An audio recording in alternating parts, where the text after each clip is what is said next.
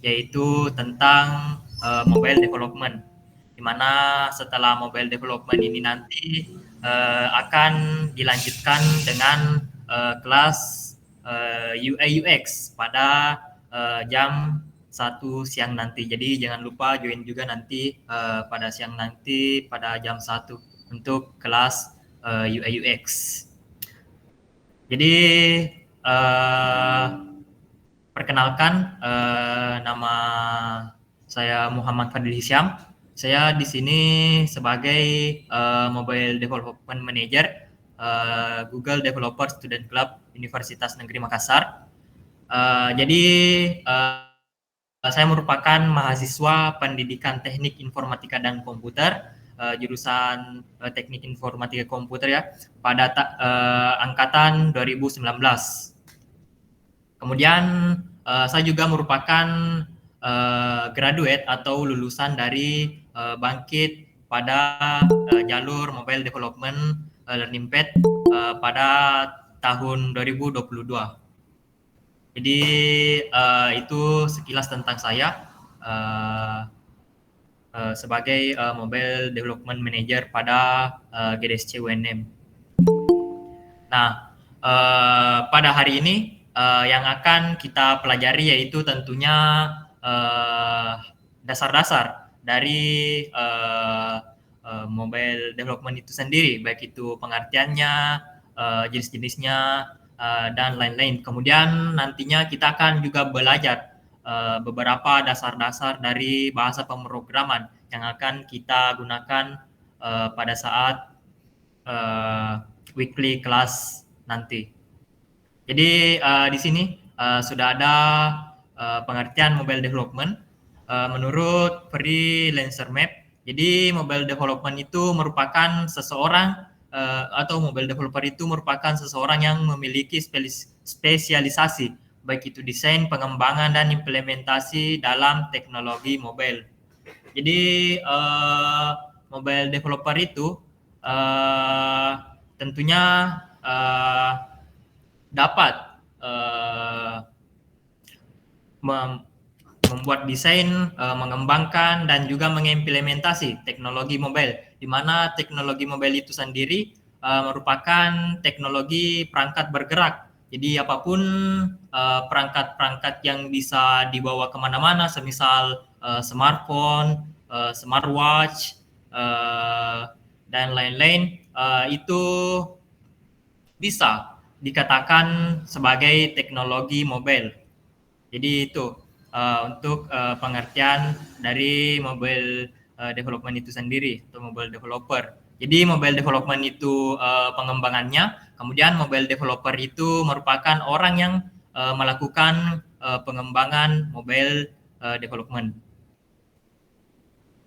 Oke, jadi peluang apa saja sih jika kita menjadi seorang mobile development atau developer?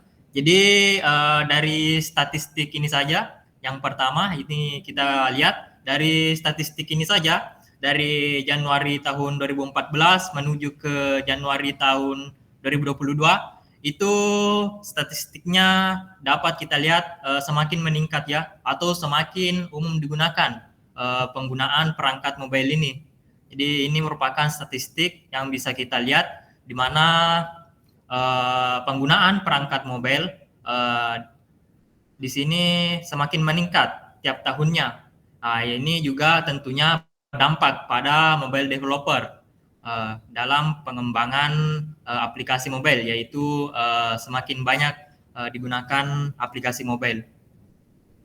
Kemudian yang kedua yaitu menghubungkan pengguna ke informasi dan layanan. Mungkin seperti sekarang ya, kita mungkin kalau mau pesan makanan tinggal pakai GoFood, atau mau pergi kemana-mana tinggal pakai Gojek atau Gokar. Nah, itu salah satu layanan yang bisa kita gunakan dengan menggunakan mobile development. Dan juga tentunya kalau ingin mengakses informasi, semisal berita, itu bisa langsung kita akses melalui perangkat kita, yaitu melalui perangkat smartphone kita. Jadi ini mobile development ini dapat menghubungkan pengguna ke informasi dan layanan secara cepat atau instan. Kemudian yang ketiga, yaitu banyak industri yang melakukan revolusi melalui perangkat mobile. Seperti yang kita ketahui, di mana yang dulunya mungkin perusahaan-perusahaan yang hanya berbasis web, seperti mungkin dulunya Facebook ya, Facebook itu kan dulunya hanya berbasis web. Sekarang sudah ada versi mobilenya di Android maupun iOS.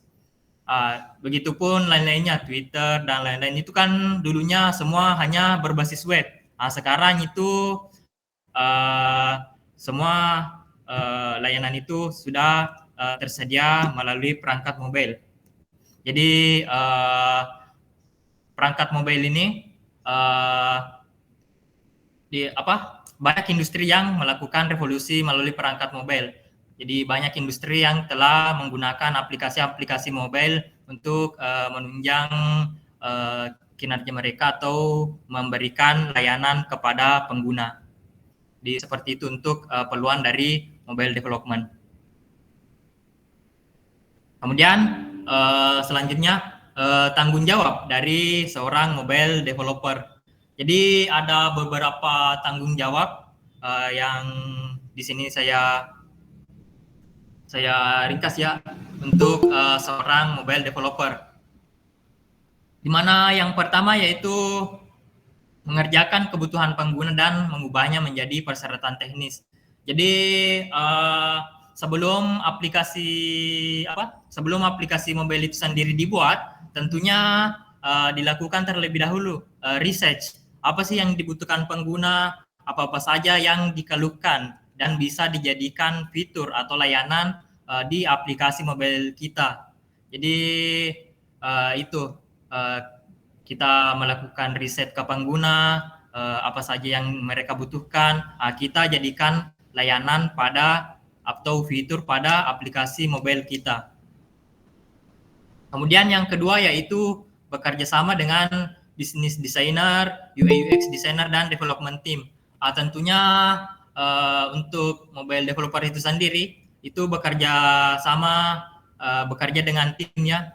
Di mana untuk bisnis designer itu untuk menentukan role bisnisnya bagaimana atau alur bisnisnya bagaimana. Kemudian UI UX designer itu bekerja sama untuk bagaimana tampilan UI-nya atau tampilan aplikasinya. Kemudian development team itu untuk bekerja sama membangun aplikasi mobile yang akan dibuat. Jadi tim mobile developer itu sendiri itu bekerja sama dengan beberapa tim di sini, yaitu business designer, UI UX designer dan development team untuk membuat suatu aplikasi. Kemudian yang ketiga yaitu implementasi pengembangan baru dan lebih lanjut dari aplikasi mobile yang ada. Nah ini bisa dibilang aplikasi mobile yang telah dibuat itu tentunya harus selalu di-maintain ya, agar selalu update. Dimana kita lihat mungkin setelah kita download aplikasi, semisal WhatsApp, ketika kita download WhatsApp, misal pada hari ini kita download WhatsApp, ada kemungkinan itu pada bulan depan mungkin sudah ada pembaruannya lagi, baik itu pembaruan fitur, pembaruan perbaikan bug atau error dan lain-lain. Jadi harus ada pengembangan baru yang dilakukan agar aplikasi kita tetap efektif digunakan oleh pengguna. Jadi itu untuk tanggung jawab dari mobile developer. Kemudian macam-macam perangkat mobile. Jadi ada beberapa macam ya perangkat mobile, di mana ada smartphone, ada smart TV, ada tablet, ada watch, smartwatch, dan mungkin ada smart card. Jadi itu beberapa macam perangkat mobile yang sekarang sering digunakan oleh banyak pengguna. Kemudian platform. Jadi terdapat setidaknya ada 3 ya macam platform dalam mobile development. Yang dimana yang pertama yaitu ada Android. Android ini dari Google untuk beberapa perangkat seperti smartphone, smartwatch dan lain-lain. Kemudian iOS atau iOS ini juga merupakan platform yang dibuat oleh Apple untuk perangkat smartphone, smartwatch dan tablet mereka. Dan ada yang ketiga yaitu multi platform, di mana multi platform ini merupakan suatu platform yang dapat menanggungi 2 platform sekaligus, baik itu Android maupun iOS.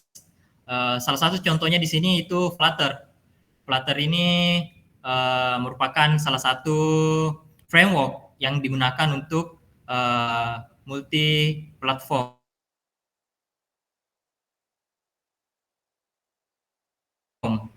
Oke, yang pertama yaitu aku mau menjelaskan tentang platform Android.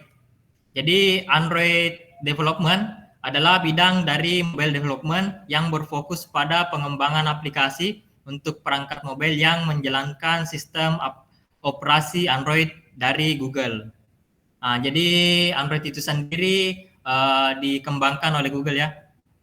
Kemudian umumnya bahasa pemrograman yang digunakan untuk pengembangan aplikasi Android adalah Java atau Kotlin dengan IDE Android Studio. Jadi bahasa pemrograman yang umumnya digunakan untuk pengembangan aplikasi Android yaitu bahasa pemrograman Java atau bisa juga menggunakan bahasa pemrograman Kotlin dengan menggunakan IDE atau Integrated Development Environment. Itu Android Studio, atau Android Studio ini merupakan aplikasi yang digunakan untuk mengembangkan atau membuat aplikasi Android. Jadi orang yang melakukan Android development disebut Android developer.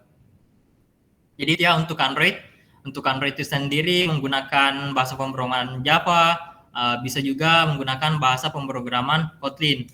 Namun yang umum digunakan yaitu bahasa pemrograman Kotlin, karena bahasa ini itu sudah direkomendasikan oleh Google, bahasa pemrograman Kotlin itu.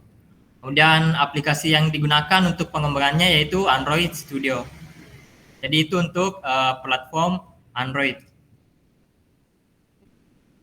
Kemudian yang kedua yaitu platform iOS.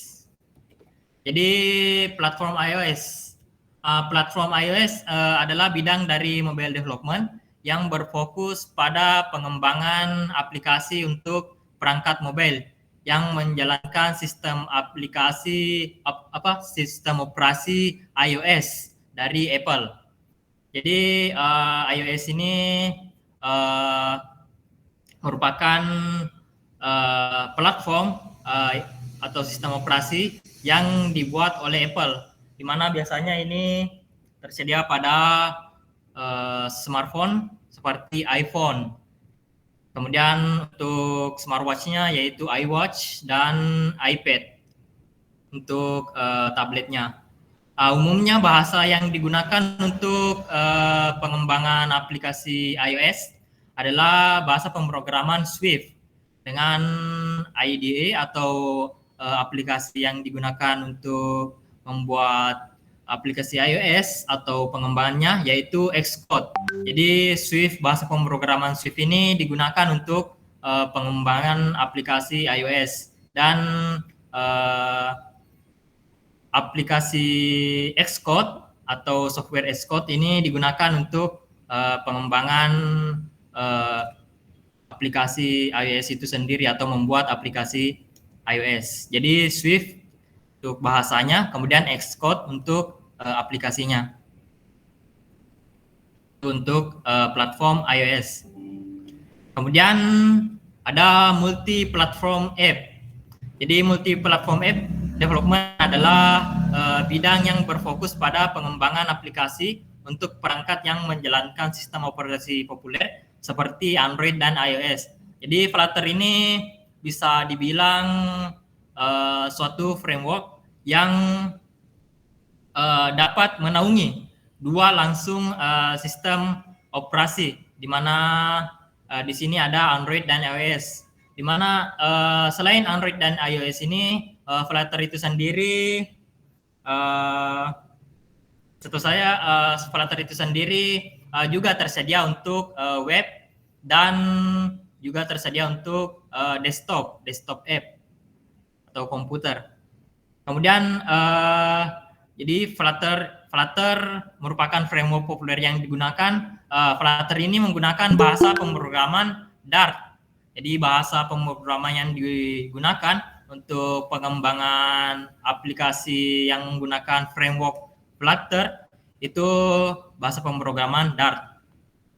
Kemudian pengembangan Flutter biasanya digunakan dengan menggunakan aplikasi Visual Studio Code. Jadi aplikasi Visual Studio Code ini merupakan aplikasi yang digunakan untuk membuat aplikasi yang memakai framework Flutter. Jadi Visual Studio Code ini salah satu aplikasinya. Kemudian orang yang melakukan multi platform app development itu disebut dengan multi platform app developer. Jadi itu untuk multi platform app. Jadi ada 3 ya pada bidang mobile development. Ada Android development, di mana Android development itu berasal dari yang dikembangkan oleh Google, kemudian menggunakan bahasa pemrograman Java atau Kotlin, dan menggunakan software Android Studio untuk pengembangannya. Kemudian yang kedua ada iOS development, di mana iOS development itu dikembangkan oleh Apple. Untuk bahasa pemrogramannya iOS development itu menggunakan bahasa Swift yang umum digunakan, kemudian menggunakan software atau aplikasi Xcode untuk pengembangannya atau pembuatan aplikasi iOS-nya. Kemudian yang terakhir, yang ketiga, ada multi platform app, di mana salah satu contoh framework-nya yaitu Flutter. Ini untuk menaungi sistem operasi populer seperti Android dan iOS. Jadi kita bisa membuat suatu aplikasi dengan dapat berjalan pada dua sistem operasi sekaligus, Android dan iOS. Kemudian dan untuk aplikasi atau software yang digunakan untuk pengembangannya atau pembuatannya yaitu Visual Studio Code. Jadi itu ya ketiga jenis mobile development atau platform mobile development. Pada weekly class nantinya itu kita akan gunakan platform Android dengan menggunakan bahasa pemrograman Kotlin. Jadi untuk weekly class pada pertemuan-pertemuan berikutnya kita akan menggunakan platform Android dengan menggunakan bahasa pemrograman Kotlin. Jadi ini yang kita gunakan, kombinasikan. Jadi mengapa kita menggunakan platform Android pada weekly class? Karena Android ini merupakan platform seluler open source. Artinya ini bisa bebas kita gunakan ya untuk platform Android ini. Kemudian salah satu platform terbesar pada zaman sekarang. Jadi Android itu sendiri mungkin sudah banyak dipakai pada perangkat-perangkat mobile pada zaman sekarang, seperti pada smartphone, pada smartwatch, pada smart TV dan lain-lain. Jadi Android ini salah satu platform terbesar yang digunakan pada zaman sekarang. Kemudian 2, miliar perangkat Android aktif setiap bulannya. Jadi ini dari angka ini saja 2,5 miliar itu sudah mengindikasikan bahwa perangkat Android itu merupakan salah satu platform terbesar yang banyak digunakan pengguna pada zaman sekarang. Kemudian lebih dari 2 miliar pengguna aktif di Google Play setiap bulannya. Jadi Google Play itu merupakan store-nya ya, atau bisa dibilang tempat kita untuk mendownload aplikasi Android. Itu tentu kita semua sudah tahu ya, itu yang Google Play, itu tempat untuk mendownload aplikasi Android, di mana ada 2 miliar pengguna yang aktif setiap bulannya di sana. Jadi tentunya platform Android ini banyak yang pakai dari angka ini saja, dari yang kita lihat. Kemudian kenapa kita memakai Kotlin? Jadi Kotlin ini sendiri sudah disarankan oleh Google untuk melakukan apabila kita ingin melakukan Android development. Jadi bahasa pemrograman Kotlin ini sudah direkomendasikan secara langsung oleh Google untuk melakukan Android development. Kemudian ekspresif dan ringkas. Jadi Kotlin ini merupakan bahasa pemrograman yang ekspresif, atau banyak hal yang bisa kita lakukan dengan menggunakan bahasa pemrograman Kotlin ini, dan ringkas. Jadi mungkin kalau di bahasa pemrograman lain itu butuh banyak baris untuk pengembangannya. Di Kotlin ini kita bisa ringkas atau hanya memakai beberapa baris saja dalam pengembangannya. Kemudian ada kode yang lebih aman. Kode yang lebih aman ini maksudnya di Kotlin ini ada fitur yang namanya null safety, di mana null safety ini akan membuat aplikasi kita apabila mungkin meminta input, namun inputnya tidak ada, itu dapat aman. Sedangkan jika di bahasa pemrograman lain seperti mungkin Java, ketika meminta input namun inputnya tidak ada, itu akan error. Sedangkan di Kotlin ini akan aman ya, karena ada yang namanya null safety. Kemudian serentak dan terstruktur. Jadi Kotlin ini merupakan bahasa pemrograman yang terstruktur dan serentak, di mana kita dapat membaca kodenya dengan jelas.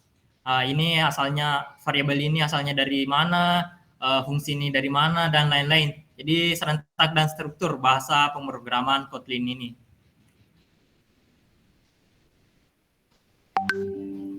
Oke. Ini aku ada saran, atau kalian bisa akses nanti. Ini jalur pembelajaran yang dibuat langsung oleh Google Developers. Jadi kalian bisa akses nantinya untuk belajar pemrograman Android, di mana hal yang kita bahas di weekly class kalian dapat implementasikan nantinya pada classroom yang nantinya yang dibuat oleh Google Developers. Jadi kalian bisa akses linknya di sini. Bentar aku. Ini linknya.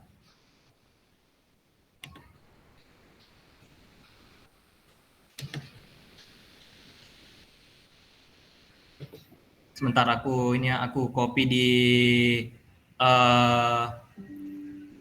kolom chat agar kalian bisa akses.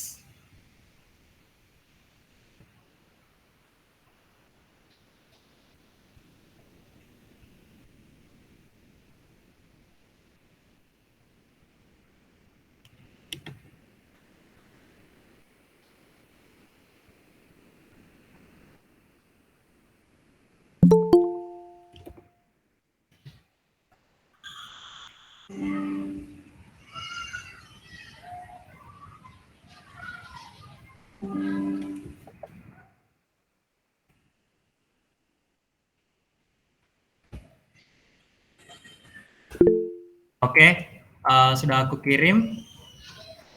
Jadi kalian bisa buka link itu untuk mengakses jalur pengembangan aplikasi mobile di mana Android yang dibuat langsung oleh Google Developers. Jadi tentunya uh, apa yang kalian pelajari di sana tentunya sudah berstandar Google, standar Google yang merupakan pengembang sistem operasi Android tersebut. Jadi kalian bisa akses di sana ya. Jadi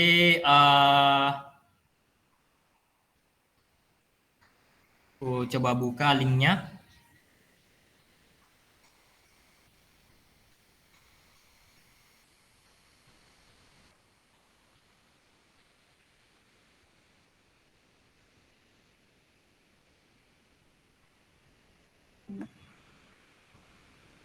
Ini linknya.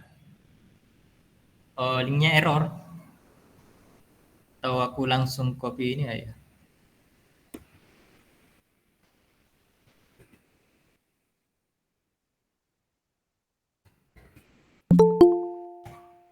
Nah, coba buka link yang di sini.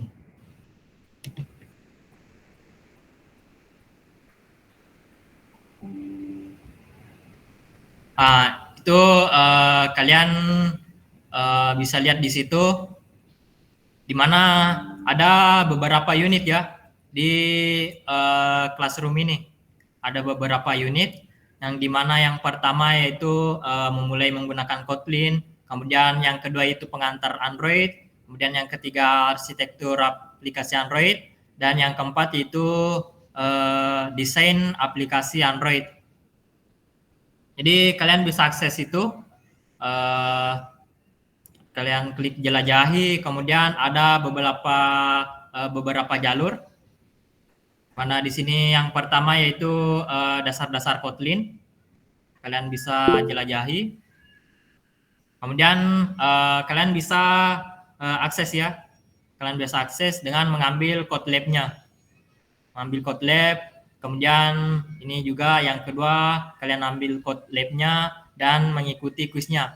Setelah nanti kalian menyelesaikan semua ini, yang ketiga ini, kalian bisa mendapatkan badge. Ini ya, badge yang di sini. Kalian bisa mendapatkannya.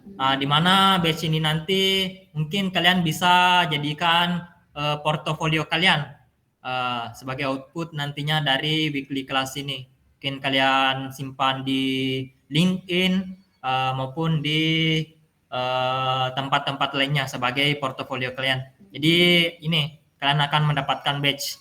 Itu kalian tinggal masuk menggunakan akun Google Developer kalian, ataupun kalau belum memiliki itu tinggal kalian daftar saja memakai akun Google. Jadi seperti itu. Ada beberapa unit. Di dalam unit itu terdapat beberapa jalur. Ini jalur 2-nya itu fungsi, jalur 3 itu kelas dan objek. Kemudian di pengantar Android itu ada beberapa ini juga. Kalian bisa mempelajarinya setelah kita bahas nanti di weekly class. Jadi batch ini juga nantinya akan saya gunakan sebagai sebagai syarat untuk mendapatkan sertifikat mengikuti weekly class di weekly class mobile development di Google Developer Student Club Universitas Negeri Makassar ya. Jadi nantinya akan saya lihat batch-nya. Kemudian selain dari batch yang telah didapatkan, saya juga melihat absensinya. Mungkin akan melihat absensinya dengan batch untuk sebagai syarat untuk memberikan sertifikat telah mengikuti weekly class mobile development. Jadi diingat ya. Ini batch dan kehadirannya. Oke, mungkin seperti itu untuk apa? Untuk classroom-nya.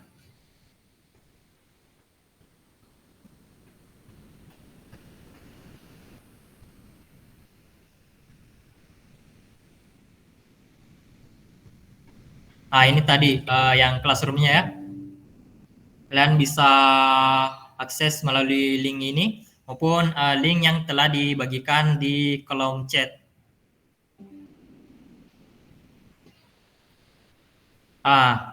Ini tadi ada tutorialnya ya. Ada beberapa unit, kemudian ada beberapa jalur di dalamnya. Setelah kalian menyelesaikan jalur tersebut, kalian akan mendapatkan badge. Badge ini nantinya kalian bisa gunakan sebagai portofolio maupun nantinya sebagai syarat untuk mendapatkan sertifikat weekly class mobile development. Nah, ini contoh kode lab-nya. Kalian bisa lihat di mana di dalam kode lab itu nanti akan dibahas tentang bagaimana cara pemrograman aplikasi Android. Jadi di dalam kode lab itu akan dijelaskan seperti contoh di sini itu bagaimana cara menambahkan gambar pada aplikasi Android yang kita buat. Jadi ada beberapa tahapannya yang seperti di sebelah kiri ini itu ada beberapa tahap. Pertama itu seperti introduction, tahap kedua, tahap ketiga. Jadi benar-benar kita diberikan langkah-langkah secara terurut untuk mempelajari pengembangan aplikasi Android pada classroom tersebut ya. Ini tadi yang saya bilang. Jadi setelah nanti kalian selesaikan ininya, jalurnya, kalian akan mendapatkan badge. Badge-nya kalian akan muncul di akun Google Developer kalian. Badge itu bisa digunakan sebagai portofolio. Untuk akun Google Developer sendiri itu seperti yang tadi saya bilang itu tinggal gunakan akun Google untuk login atau buat akun. Jadi seperti itu.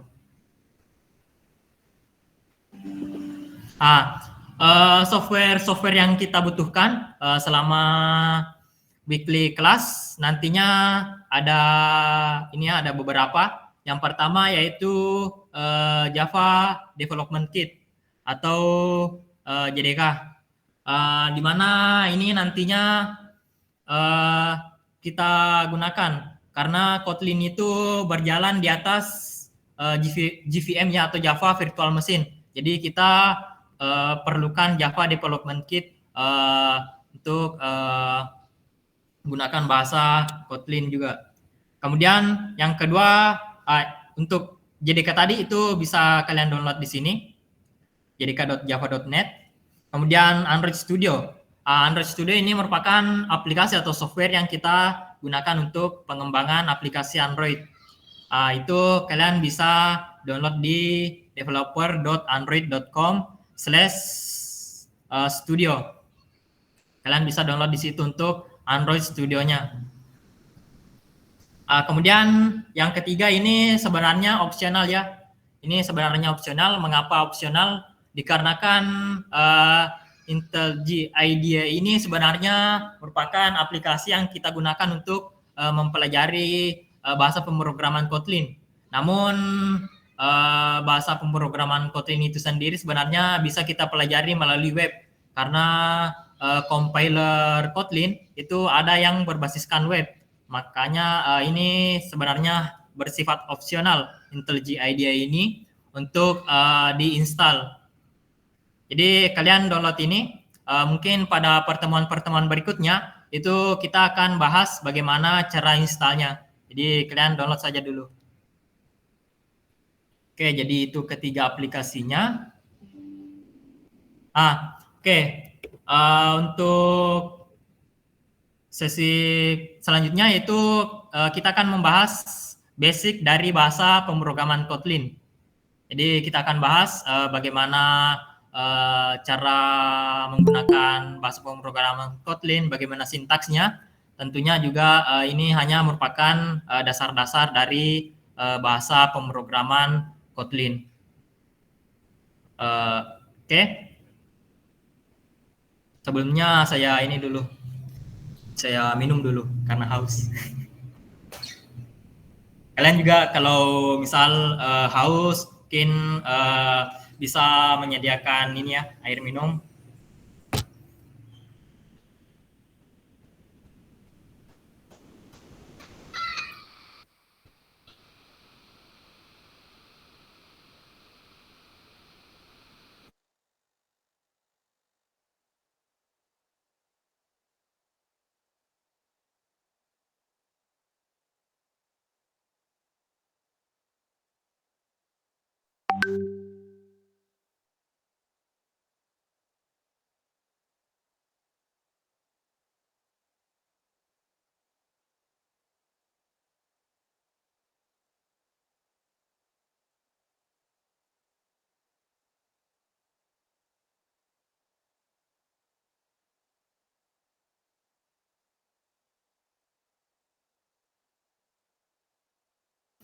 Oke, kita lanjut basic Kotlin. Mengapa Kotlin? Seperti yang saya jelaskan tadi, jadi bahasa pemrograman Kotlin ini merupakan bahasa yang direkomendasikan oleh Google untuk pengembangan aplikasi Android. Jadi Kotlin ini yang direkomendasikan Google ya, makanya kita gunakan aplikasi ini untuk pengembangan aplikasi Android kita. Makanya kita belajar Kotlin. Untuk basic Kotlin itu sendiri, itu kalian bisa buka ini, link ini. Itu untuk membuka compiler online dari bahasa pemrograman Kotlin. Seperti yang saya jelaskan tadi, jadi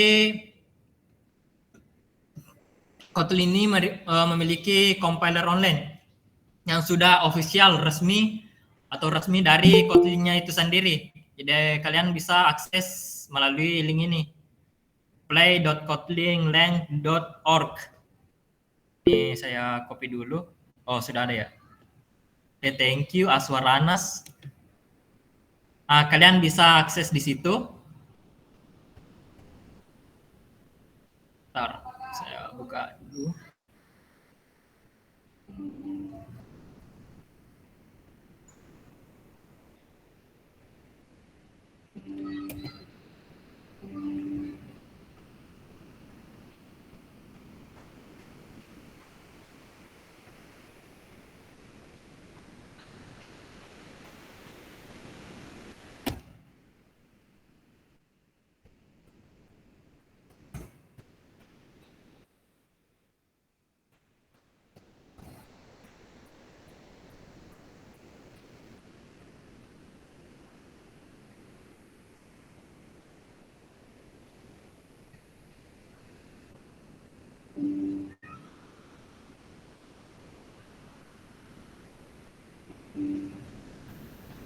Oke, kalian buka itu, di mana kalian akan melihat Hello World atau bisa dibilang program pertama. Biasa kan kalau di di programmer itu bilangnya bahasa pemrograman pertama kamu apa?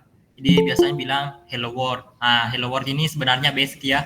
Ini untuk menampilkan teks Hello World ketika di run atau dijalankan. Ketika kita jalankan, ini hasilnya menampilkan Hello World. Jadi pada Kotlin itu sendiri untuk pemrogramannya itu memakai fungsi. Mana di sini ada memiliki fungsi main. Ini nanti mungkin akan kita bahas ya seputar fungsi. Jadi kita gunakan saja ini untuk pertemuan pertama itu fungsi main untuk menampilkan Hello World. Jadi Hello World ini yang ditampilkan pertama kali untuk kita pelajari bahasa pemrograman Kotlin ini. Oke, kita masuk materinya setelah kita pahami. Ini untuk, jadi perinline itu untuk menampilkan output ya. Di mana outputnya yang di bawah sini. Ini yang di bawah sini merupakan outputnya atau hasil pemrograman yang kita buat. Yang di bawah sini setelah kita run tadi yang di sini. Kita jalankan. Ini kita jalankan hasilnya hello world. Persis dengan yang di dalam sini. Jadi perinline ini untuk menampilkan hasil atau mencetak hasil. Kita lanjut.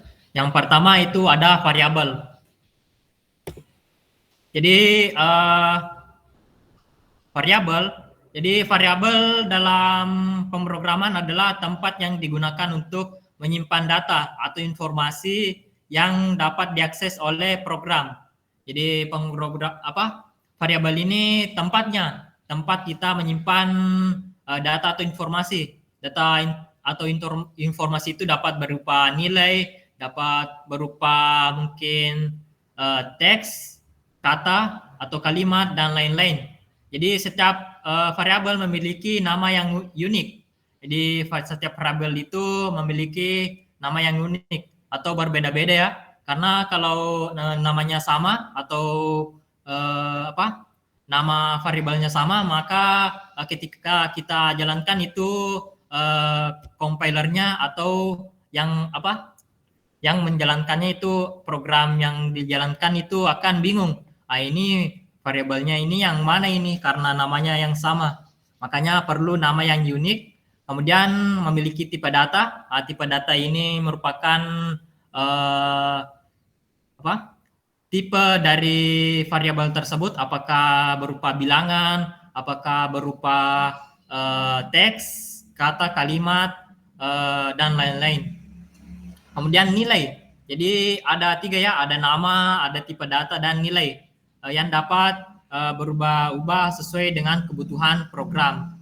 Variabel dapat digunakan untuk menyimpan segala jenis tipe data seperti yang saya jelaskan tadi, yaitu teks, angka ataupun objek. Untuk inisiasi atau deklarasi dari variabel di Kotlin itu sendiri kita bisa lihat di sini yang di slide. Itu yang pertama itu pada Kotlin itu kita tentukan jenis variabelnya. Bentar, saya ini.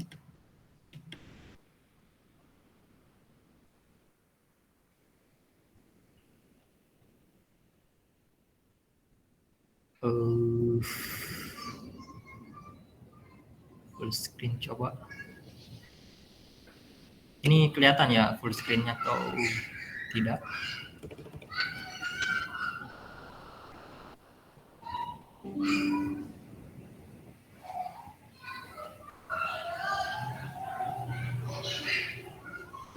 Jadi yang pertama itu ada var. Var ini merupakan jenis variabelnya. Jenis variabel var itu jenis variabel yang dapat diubah. Nanti kita akan saya jelaskan apa itu var, itu jenis variabelnya. Kemudian yang kedua yaitu nama variabel. Nama variabel di sini di mana pada contoh ini yaitu sisi persegi. Mungkin ini programnya untuk menghitung luas persegi ya. Makanya di sini nama variabelnya sisi persegi.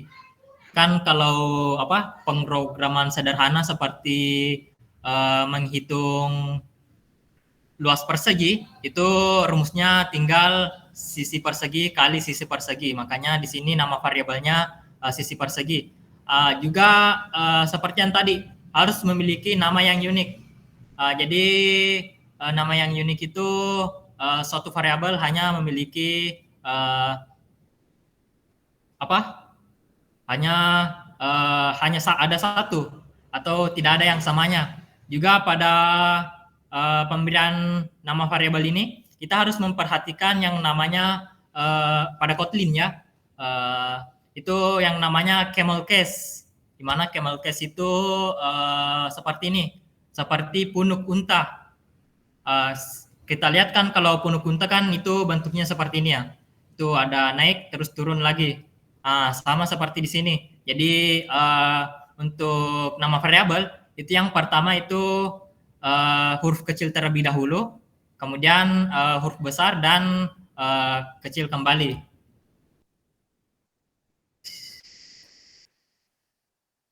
Sebentar.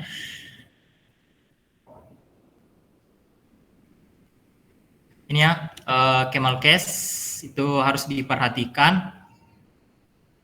Itu seperti ini, dimana seperti punuk unta itu kecil dulu, kemudian ada huruf besar, kemudian dan seterusnya.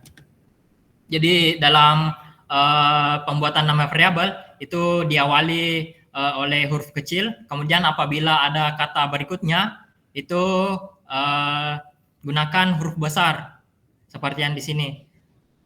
Sisi kemudian persegi. Jadi itu kan dua kata.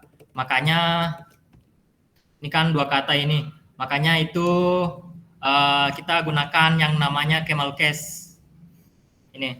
Kalau hanya satu kata itu tinggal memakai huruf kecil saja, semisal sisi. Ini sisi saja. Tidak perlu memakai huruf besar karena hanya satu kata. Kemudian titik dua ini untuk menunjukkan dia tipe datanya apa, di mana tipe datanya ini adalah integer atau int. Jadi tipe data sisi persegi ini adalah integer. Integer ini merupakan tipe data bilangan bulat. Bilangan bulat ya. Dan kemudian itu sama dengan 12. Jadi nilai dari sisi persegi ini adalah 12. Dengan menggunakan tipe data integer. Oke, mungkin langsung kita ini ya. Kita coba di compiler online-nya. Itu var sisi persegi kemudian titik 2 int untuk menunjukkan bahwa itu tipe data integer, kemudian sama dengan 12. Coba kita run. Ini tidak ada ininya, tidak ada outputnya karena atau hasilnya karena kita tidak keluarkan. Untuk mengeluarkannya kita tinggal print dan kemudian sisi persegi dan kita jalankan atau run. Ini akan muncul hasilnya. Jadi muncul hasilnya adalah 12. Jadi untuk yang pertama ini adalah jenis variabelnya, kemudian yang kedua adalah nama variabel dengan memperhatikan camel case, yaitu jika terdapat dua kata atau lebih itu huruf kata pertama itu diawali dengan huruf kecil, kemudian kata kedua itu diawali dengan huruf besar. Begitupun kata ketiga, semisal persegi panjang, juga diawali dengan huruf besar. Jadi seperti itu yang disarankan untuk membuat variabel pada pemrograman Kotlin. Jadi pemrograman Kotlin ini juga salah satu pemrograman yang tidak memakai di akhirannya titik koma. Itu kan biasa mungkin kalian yang sudah pernah berkecimpung ya di dunia pemrograman atau sudah pernah menggunakan salah satu bahasa pemrograman, itu kan biasanya memakai titik koma di akhirannya. Titik koma ya di akhirannya. Di Kotlin ini tidak memakai titik koma di akhirannya. Dan itulah mengapa Kotlin lebih mudah digunakan. Karena kan kalau di bahasa pemrograman lain kurang titik koma saja ketika kita jalankan itu akan error. Di Kotlin ini sendiri itu tidak memakai titik koma ya. Tidak memakai titik koma untuk membuat atau menggunakan bahasa pemrograman Kotlin. Jadi itu untuk variabel. Kemudian menentukan jenis variabel. Ini kan tadi kita sudah tentukan kita sudah pelajari bagaimana menginisiasi atau deklarasi suatu variabel. Ini sebenarnya ini kan bertipe data integer. Ini sebenarnya kita bisa singkat menjadi seperti ini saja. Sisi persegi sama dengan 12. Ketika kita run atau jalankan, ini hasilnya sama saja. Jadi di Kotlin itu sendiri, ketika suatu variabel kita buat, kemudian compiler Kotlin atau yang menjalankan programnya itu otomatis akan menentukan sendiri ini tipe datanya apa ya, ini tipe datanya apa. Itu akan menentukan sendiri dari Kotlinnya. Itulah mengapa ini juga bisa dikatakan bahasa pemrograman yang ringkas karena bisa disingkat ya. Seperti yang di sini, mungkin semisal di contohnya itu ada panjang atau inilah lebar lah yang belum pernah kita coba, lebar. Kemudian lebarnya itu bertipe data double dengan nilai 2,5. Jalankan. Oh, salah ya. Ini kita ubah karena tadi kita ubah nama variabelnya, jadi kita ubah lebar juga.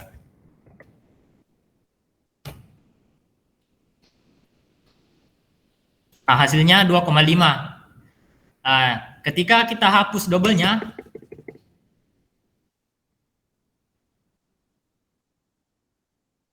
hasilnya juga 2,5. Jadi Kotlin ini sendiri akan menentukan sendiri ini tipe datanya apa, melihat dari nilai yang terdapat dalam suatu variabel. Jadi Kotlinnya akan menentukan ini tipe datanya double karena dilihat dari nilai variabelnya itu 2, 2, itu kan tipe data double bisa dikatakan ya. Bisa dikatakan itu yang memakai koma itu akan tipe data double. Dan ini juga, ini tidak memakai double ya untuk ininya, itu memakai titik sebagai pengganti double, sebagai pengganti komanya untuk 2,5. Jadi seperti itu, dimana di bahasa pemrograman Kotlin itu menentukan jenis variabelnya itu dapat kita singkat. Yang tadinya mungkin kita tulis di sini double, itu bisa kita singkat seperti ini. Itu Kotlinnya sendiri yang akan menentukan tipe datanya apa. Jadi seperti itu.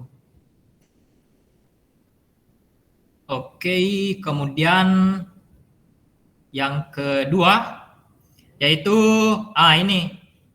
ini kan tadi yang var ini sudah kita bahas ya, yang merupakan jenis variabelnya. Jenis variabelnya ini var.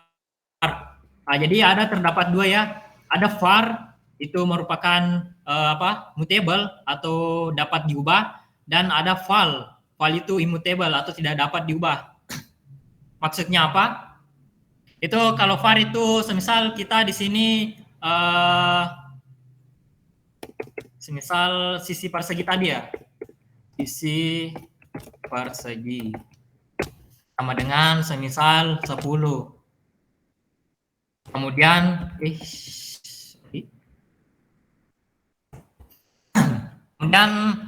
kita ubah nilainya. Kita ubah nilai 10 ini menjadi di sisi persegi sama dengan 15 contohnya. Kemudian println-nya untuk melihat hasilnya, sisi persegi. Itu akan menjadi 15.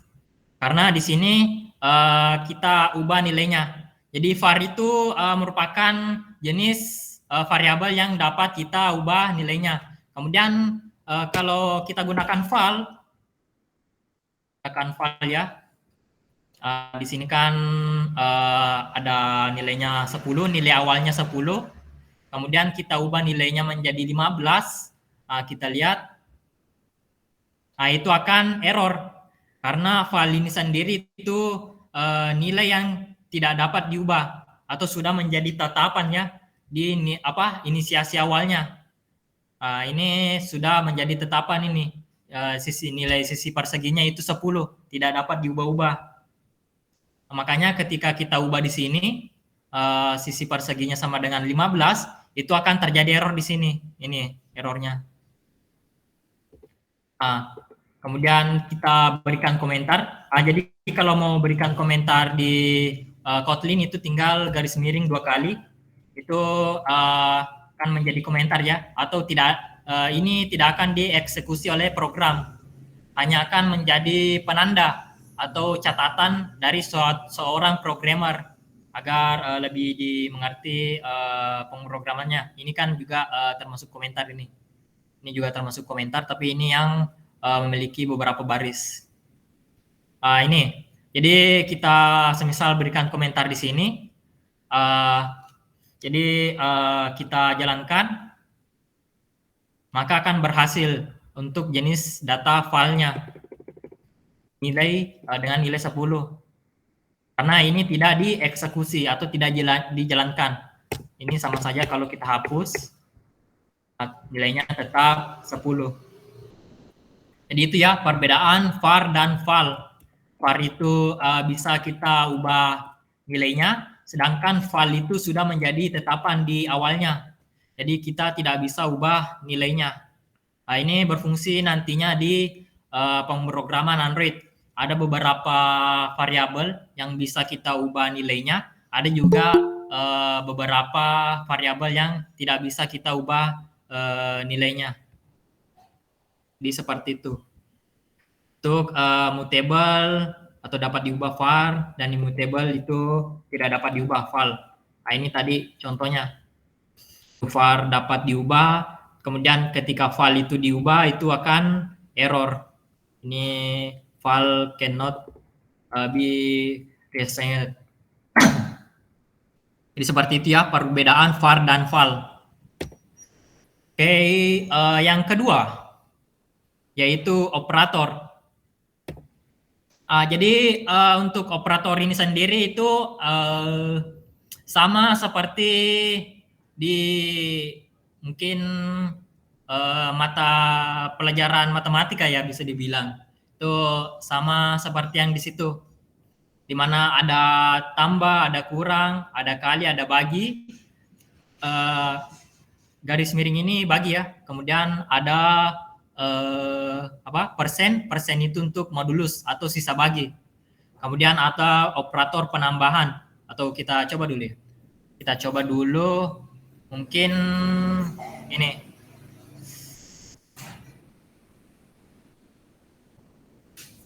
Kita coba di sini untuk luas persegi kan rumusnya sisi persegi kali sisi persegi.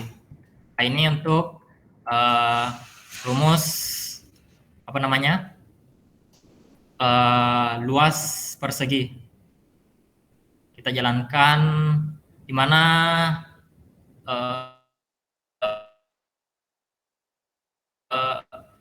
atau ini ya kita hapus dulu ini. 10 kali 10 tentunya 100. Ini bisa kita ubah juga, misal variabel X, kemudian ada lagi variabel Y. Variabel Y-nya itu semisal 2. Itu bisa kita jalankan juga. Untuk semisal kita mau melakukan pertambahan, tinggal X tambah Y. X tambah Y itu 12. Karena tentunya 10 tambah 2. Kemudian kalau kita bagi X garingnya atau 10 bagi 2, hasilnya akan 5. Dan sisa bagi atau modulus itu persen, itu sisa baginya akan 0. Karena kan kalau 10 dibagi 2 itu habis ya, tidak ada sisanya. Kecuali kita ubah di sini 3, maka modulusnya atau hasil sisa baginya adalah 1. Dikarenakan ketika kita membagi 10 dengan 3 itu sisanya ada 1 ya. Ada 1. Karena kan kalau 3 kali 3 itu 9. 9 itu kan sudah maksimal ya, tidak bisa sampai 10, karena kalau dikali 4 lagi itu akan menjadi 12. Makanya sisanya akan menjadi 1 karena maksimal di 9. Sisanya 1 untuk operator matematisnya. Kemudian penambahan dan pengurangan. Ini contohnya seperti ini. Semisal X plus. Kemudian kita lihat hasilnya. Plus ya. Itu akan bertambah 1 kalau X plus. Adapun kalau ingin menambahkan semisal 2, itu X plus sama dengan 2. Ini akan nilainya bertambah 2, variabel X. Akan bertambah 2 dan seterusnya. Semisal kita mau tambah 8, maka hasilnya tentunya akan menjadi 18 ya. Jadi itu untuk, begitupun dengan pengurangan. Itu minus itu akan mengurangi 1, hasilnya 9. Minus sama dengan semisal 5, itu akan mengurangi 5, hasilnya adalah 5 juga. Jadi seperti itu untuk penambahan dan pengurangan. Kemudian untuk operator perbandingan, ini kebanyakan digunakan untuk alur control flow. Itu merupakan suatu pemilihan atau decision. Itu akan kita bahas lebih lanjut nanti, seperti if else, when, for loop dan lain-lain. Kemudian ada penetapan. Ini kan sama dengan ini sudah familiar ya. Jadi maksudnya itu isinya sama dengan ini. Kemudian operator persamaan. Ini kalau kalau sama dengan 2 kali atau seperti ini, itu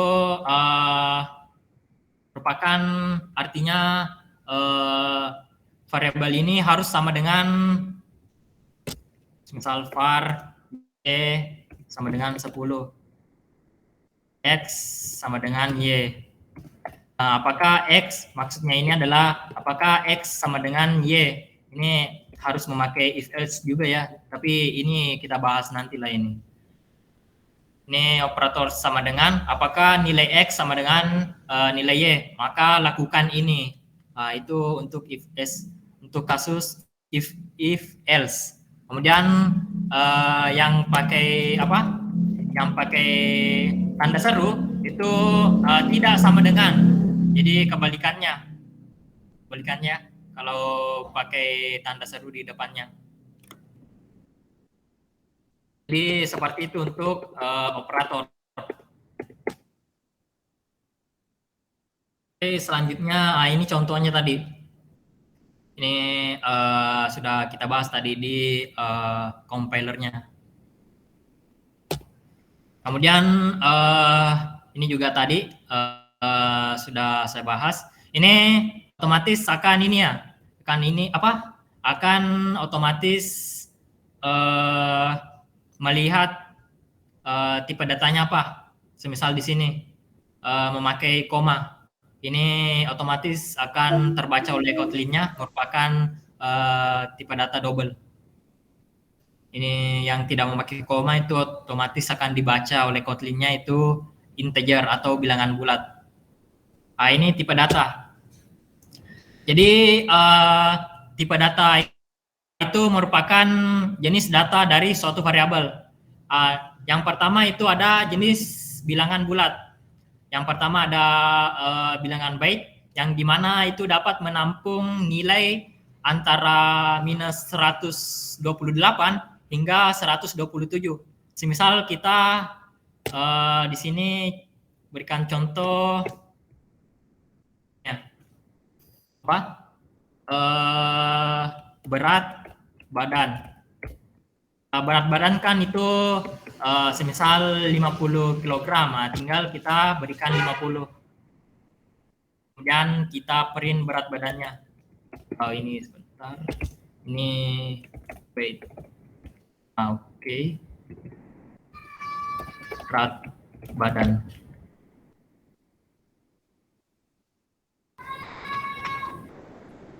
Hasilnya 50. Jadi dengan menggunakan tipe data byte itu kita dapat ini menghemat penyimpanan, dikarenakan ini tipe data byte ini hanya menggunakan berapa ya? Ada lebih sedikit lah, menggunakan lebih sedikit penyimpanan, dikarenakan ini hanya dapat menampung angka atau nilai di antara minus 128 hingga 127. Nah, itu untuk tipe data byte. Kemudian selanjutnya ada tipe data short.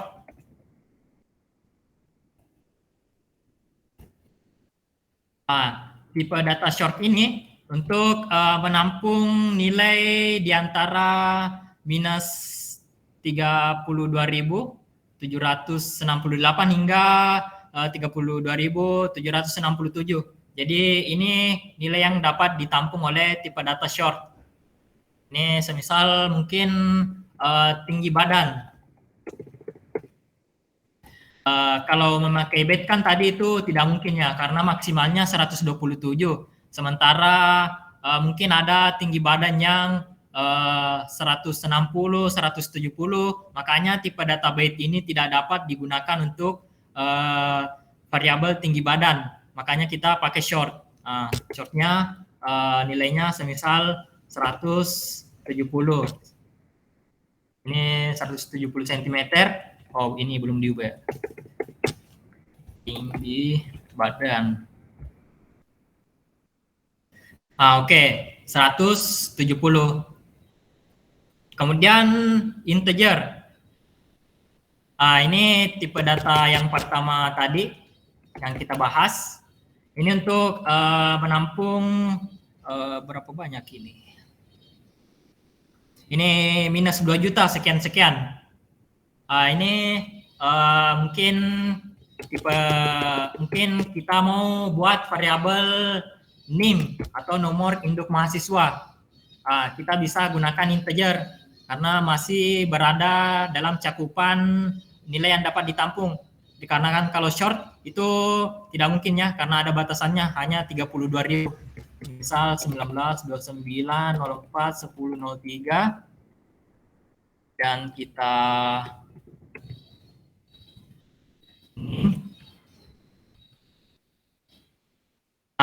akan muncul ini NIM saya. Oke, jadi itu semisal contohnya untuk integer. Jadi menampung nilai antara minus 2 juta sekian hingga 2 juta sekian. Karena kan ini NIM saya ini masih dalam cakupan integer, maka kita bisa menggunakan tipe data integer. Kemudian selanjutnya ada tipe data long. Tipe data long itu menampung banyak sekali nilai. Ini saya bahkan tidak tahu ya bagaimana cara bacanya. Ini sangat banyak ya. Ini untuk menampung nilai dalam rentang tersebut. Semisal NIK atau nomor induk kependudukan, itu kan banyak nilainya. Ini long.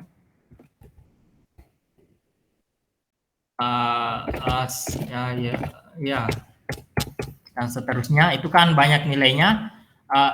Ini belum diubah. Ini bisa muncul. Itu untuk kita gunakan tipe data long untuk nilai yang sangat banyak, untuk menampung bilangan bulat dengan nilai yang sangat banyak. Kemudian itu ya untuk jenis bilangan bulat. Selanjutnya yaitu floating point, yaitu dan jenis numerik lainnya. Floating point ini maksudnya apa? Ini maksudnya tipe data yang memiliki koma. memiliki koma. Misal mungkin bisa juga tadi berat badan. Misal 50,5 ini float.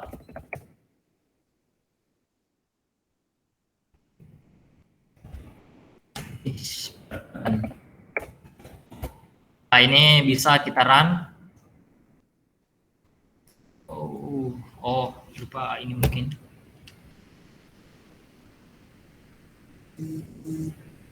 Oke. Jadi untuk tipe data float itu dapat menampung nilai 5, 6 sampai 7 digit signifikan, itu angka di belakang koma ya. Itu untuk inisiasinya, ini tipe data float. Kemudian jangan lupa ininya tadi ada F di belakangnya, menandakan itu tipe data float. Kemudian untuk double ini langsung saja. Berat badan 5,5, 50,5, hasilnya tetap sama.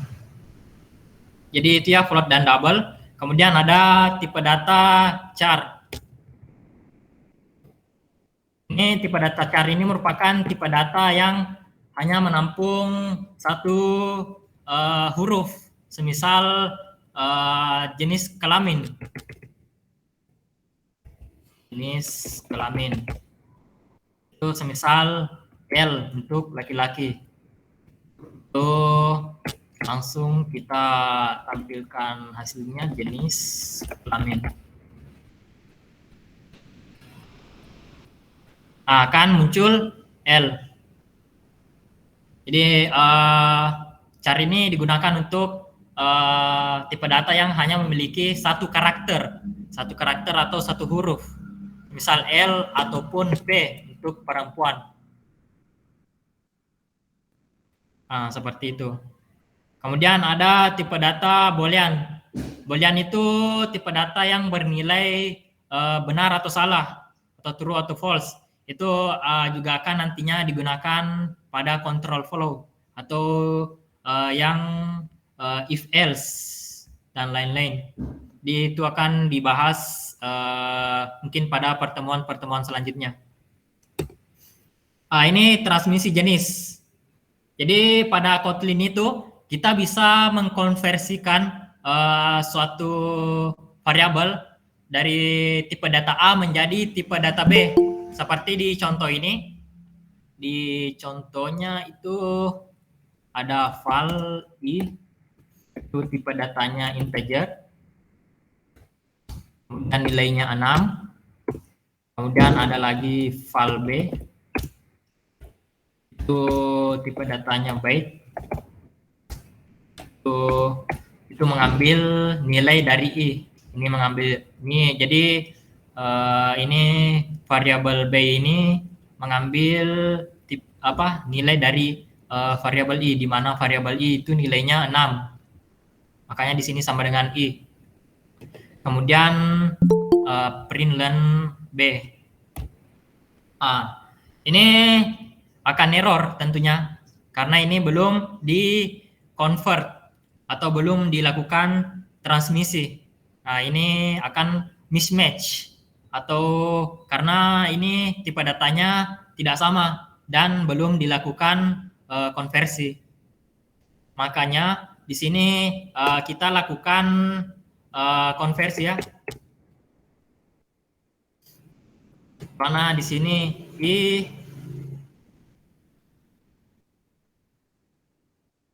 to byte. Ini akan mengkonversi variabel I menjadi tipe data byte.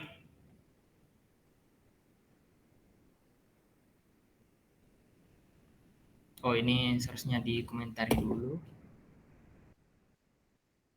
Ini sebenarnya ini tipe data byte ini.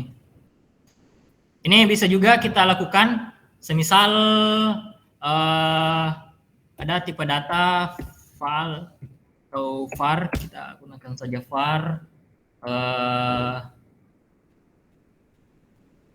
nilai itu mungkin tipe datanya string. Di string itu merupakan tipe data karakter. Nah, itu akan dibahas pada slide selanjutnya. Itu semisal nilai stringnya itu 100. Nah, ini kan nilainya 100 ini. Nah, ini masih masih berjenis string atau kalimat atau teks, belum atau ini ya, kita ubah ini kalimat teks string itu 100, kemudian ada nilai itu integer itu salah. Jadi kalau string itu ada tanda petiknya, tanda petik 2. Integer itu integernya mungkin 5. Nah, ketika kita melakukan pertambahan inline teks tambah nilai, maka hasilnya adalah 1005. Ini kenapa? Karena ini masih berbentuk teks. Makanya hasilnya 1005, di mana 100 kemudian di belakangnya ditambah angka 5. Maka menjadi 105. Ini berbeda kalau ini diubah menjadi itu int. Artinya ke integer, kita ubah nilainya menjadi integer teksnya.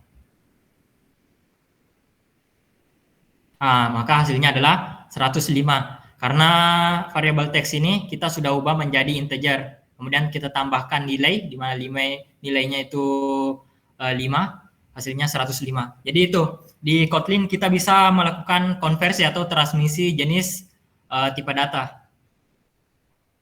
Baik, ini tidak dituliskan tipe datanya. Ini otomatis akan dibaca string, ini integer, itu tetap sama 105 transmisi jenis. Kemudian ini garis bawah. Ini mungkin kalau nilainya banyak, semisal ada 1 juta, 1 juta ya. Ini kan mungkin agak sulit dibaca ya. Kita bisa pakai garis bawah agar lebih mudah dibaca ini. Tapi mungkin kalau kita melihat titik di garis bawah ini agar lebih mudah untuk dibaca. Ini sama saja dengan 1 juta ya. Begitupun dan seterusnya. Kemudian ini string. Ini tadi variabel yang saya jelaskan. Jadi string itu bisa kita lakukan dengan langsung seperti ini. Jadi petik 2 hello world.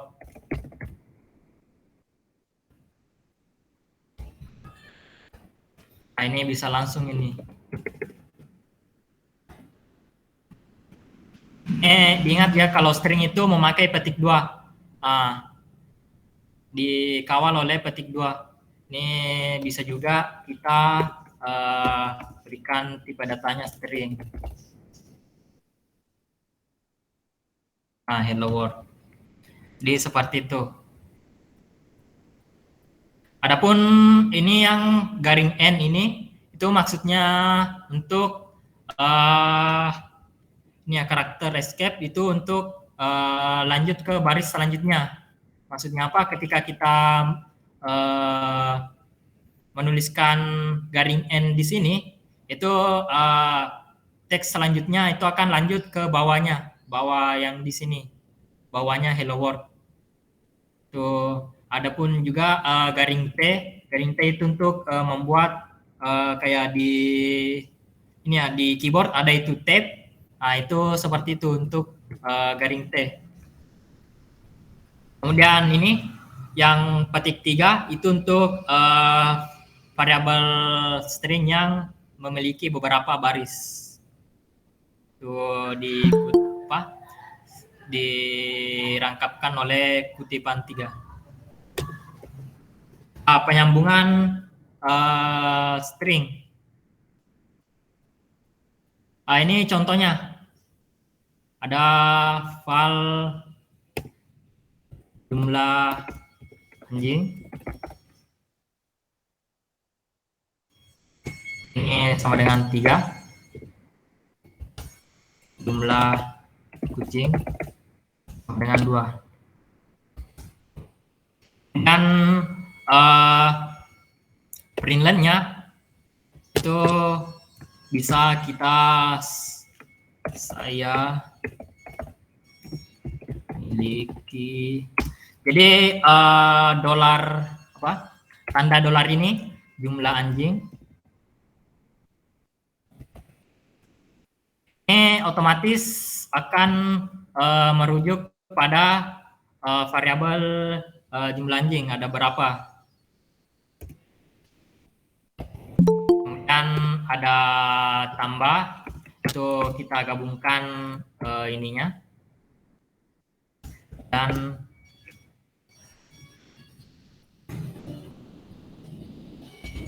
jumlah kucing.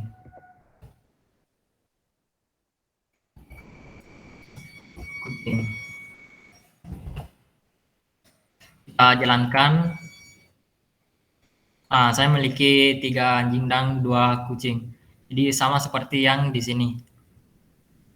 Jadi ini operator penambahan ini akan menambahkan 2 kata ini. Oke. Kemudian ekspresi template string. Ini kita bisa juga melakukan proses pertambahan pada suatu string.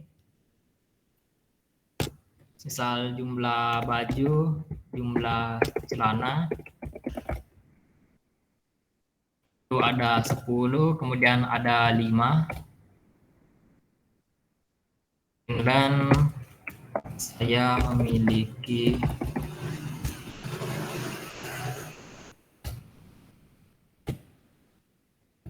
jumlah baju ini ditambahkan dengan jumlah celana dan buah pakaian. Jalankan.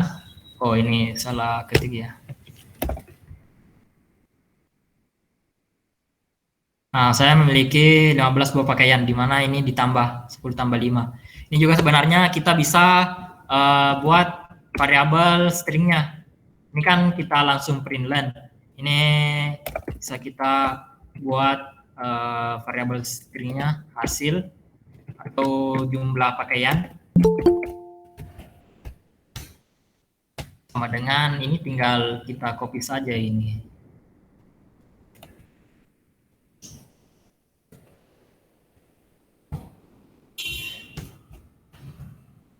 Dan kita println jumlah pakaiannya, variabel jumlah pakaiannya.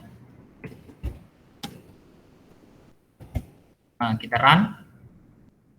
Hasilnya sama ya, karena di sini kita masih memakai string yang sama. Jadi di mana bedanya tadi itu kita langsung println atau kita masukkan di hasilnya, sementara yang sekarang ini itu kita masukkan ke dalam variabel. Jadi itu bedanya tadi. Oke. Jadi untuk pertemuan pertama ini jadi itu ya untuk basic dari Kotlin dan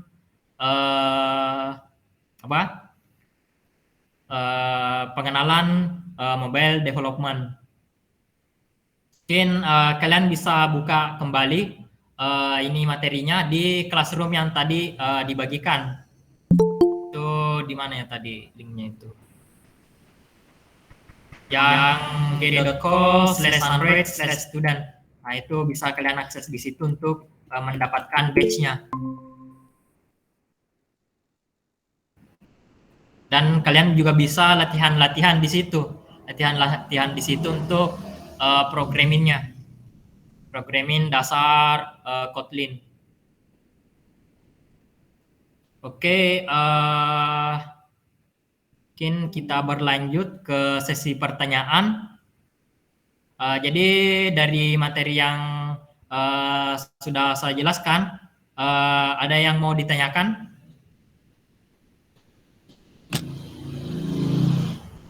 Mungkin ada yang kurang jelas atau bagaimana link ininya ya,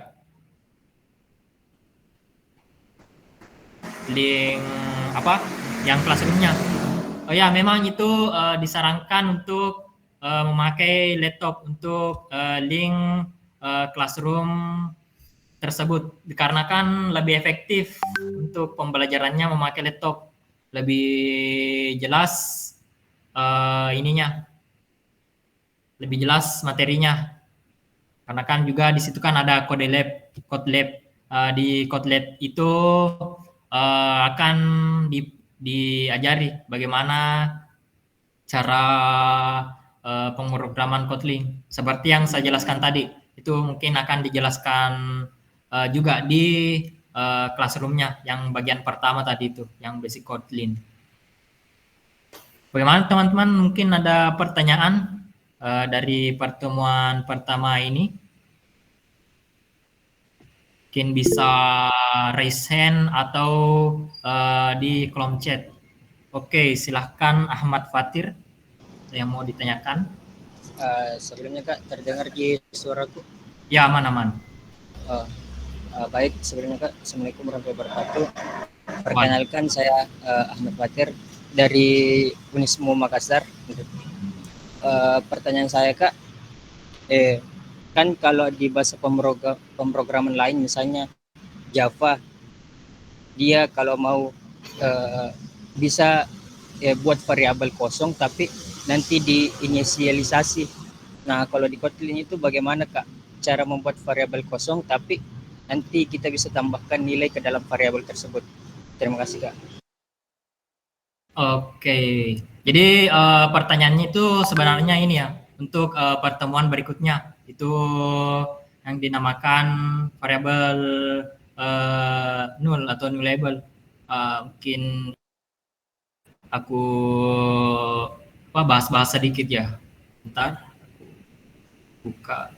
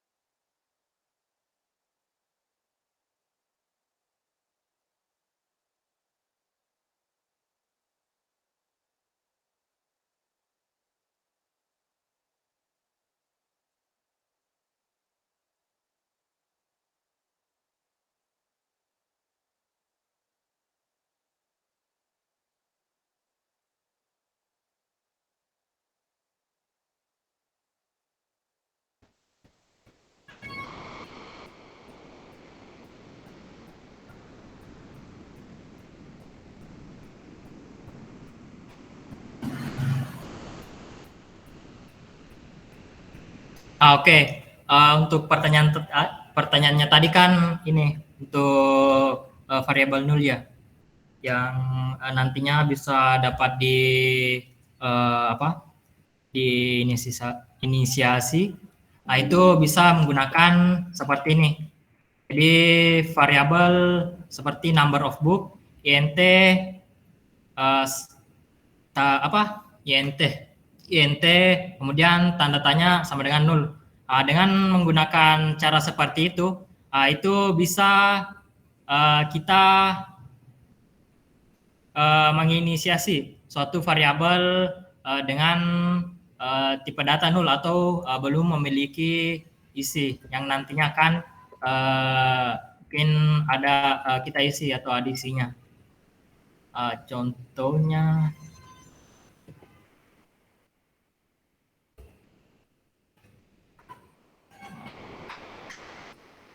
Eh,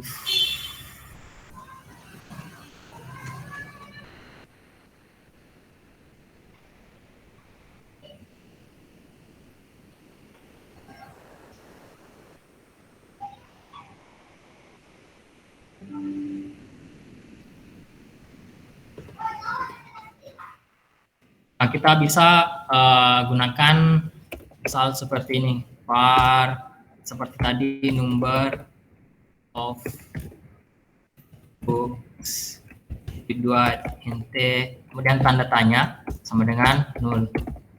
Nah, ini kan otomatis nilainya kan 0 atau tidak ada. Jadi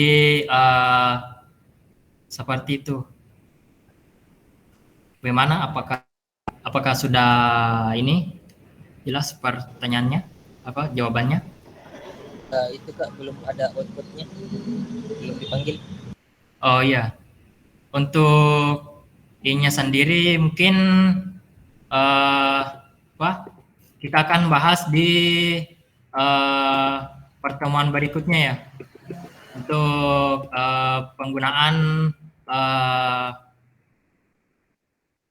penggunaan operator nul ini atau nul ini, karena ada beberapa ininya, ada beberapa topik bahasan yang akan dibahas pada operator nul tersebut. Oh ya Kak, makasih Kak. Oh iya ya, oke. Terima kasih atas pertanyaannya. Kemudian mungkin masih ada yang ingin bertanya?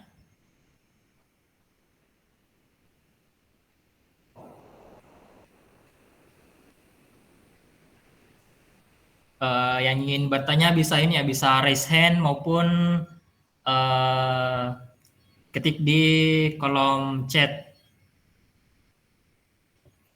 Jadi saya ingatkan kembali, kalian bisa pelajari kembali materi ini di classroom tersebut.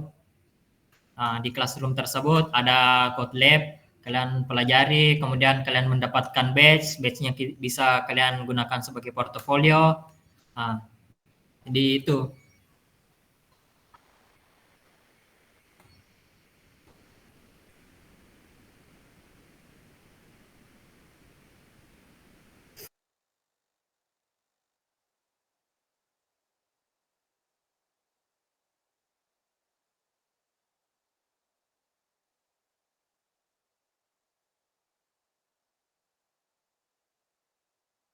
Oke, bagaimana? Masih ada pertanyaan?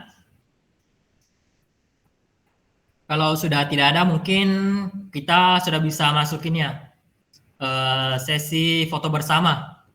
Mungkin yang eh, bersedia mungkin bisa open cam untuk didokumentasikan sebagai pertemuan pertama dari weekly class mobile development. Di teman-teman, saya harap bisa open cam untuk didokumentasikan. Oke, sudah ada beberapa yang open cam. Ayo, ayo.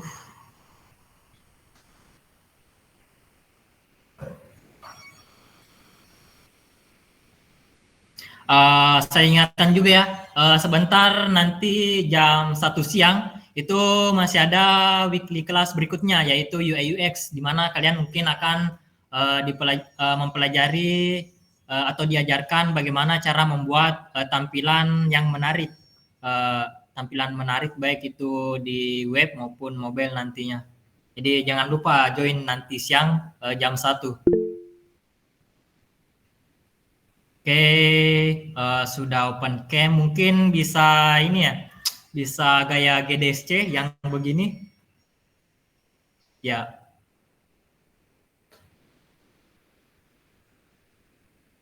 oke, oke, gaya GDSC, siap, siap, siap, siap. Oke, mantap, mantap. Oke, bentar. Oke, gaya GDSC-nya 3, 2, 1. Oke, sekali lagi saya ini, saya Sekali lagi 3, 2, 1. Oke, thank you teman-teman.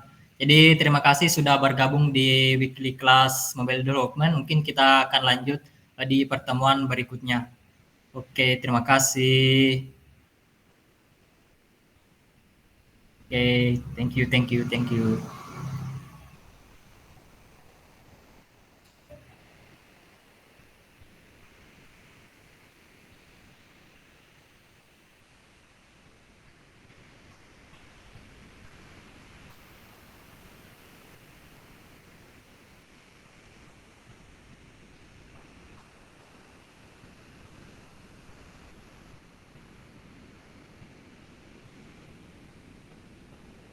Thank you, ya, sama-sama. Aku juga terima kasih sudah gabung.